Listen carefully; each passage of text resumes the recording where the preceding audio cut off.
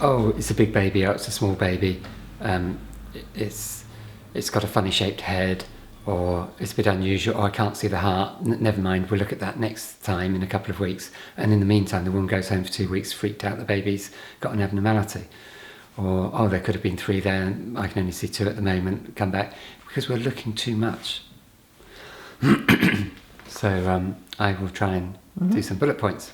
Okay. The academic content of scanning means that we're so focused on theoretical possibilities instead of how is this mother baby. We could focus more on this mother baby and less on the technology. We could be more person-centred in our explanations. So when somebody has a scan and they're very unhelpfully told your baby's a bit too big or a bit too small, we cannot see the heart or the liver or something, the mother is often terrified and very fearful of the birth, that there's something wrong with her baby, there's something wrong with her ability to birth, or even her ability to grow the baby. The language used is so academic by some clinicians and so beautiful by other clinicians, so we need to always focus on the mother baby. What do they want to hear? What can they listen to? And each mother baby scenario is different, so we need the language to match their ability to understand.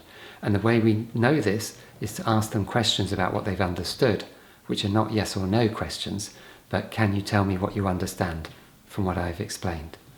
In your 30 years... In my 30 years as a midwife, I've seen many changes. Fortunately, one of the good changes I've seen is more respect for women in UK hospitals and less dictatorial bullying and being told.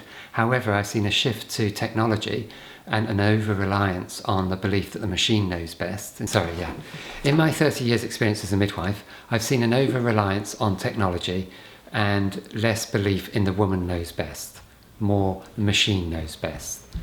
When we need to listen to each case, so I'm kind of repeating a waffle. I like that, I like the when we need to actually listen, but women aren't listening to themselves. No. That's the problem.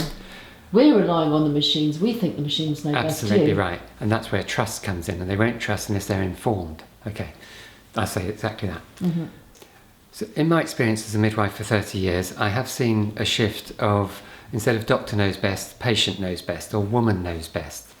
So in my experience of 30 years, I've seen a shift from doctor knows best to woman knows best with the law.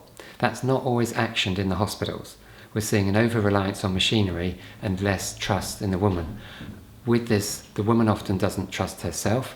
However, a woman could trust herself the more informed she is.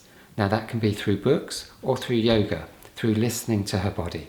She can read books and inform herself about the physiology, about the process of birth, and the more informed she is, she can ask good questions. We don't know what we don't know. And this means that we go into the hospital and accept that they know more than I do, and I let them do whatever they suggest. Would we do that in a telephone shop, in a mobile phone shop? Would we buy an appliance for the house and say, you know more than I do, I trust you, and they sell you the most expensive one, or the one that they decide is best for you, and it doesn't fit in your life? So women need to research, they need to take responsibility so that they can trust their process. You said yesterday about if this were happening to a man and a man's penis were being cut like this, how do you think men would react to these? Men simply would not allow their genitalia to be cut as women are having their vaginas cut unnecessarily. Fortunately, in the UK, this has gone down dramatically. The episiotomy, the cut to the bit of skin by the vagina. If men were having this cut, they would find another way. And in some European countries, it's 90% of women are being cut. It's so routine and it's so unnecessary. We used to have that practice in the UK, and through research and awareness, it's reduced.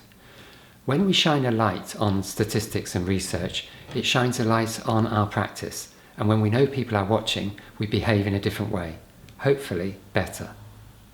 Let's talk a little bit about the cultural differences that you've observed then in your work around the world. Okay.